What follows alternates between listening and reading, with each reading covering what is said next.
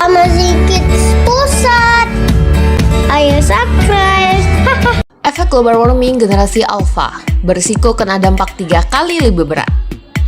Generasi alfa adalah mereka yang lahir pada rentang tahun 2010 hingga saat ini, tepatnya sampai tahun 2025.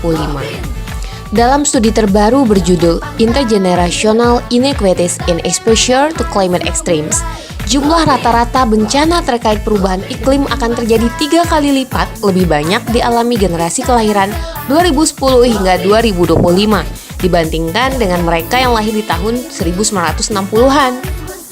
Jika prediksi para peneliti ini benar, maka generasi alfa akan menanggung akibat paling besar dari efek global warming dan perubahan iklim saat ini. Nah, ayah bunda, tips mengajarkan anak peduli lingkungan sejak dini. Biasakan memakai air secara efisien, jangan dibuang-buang.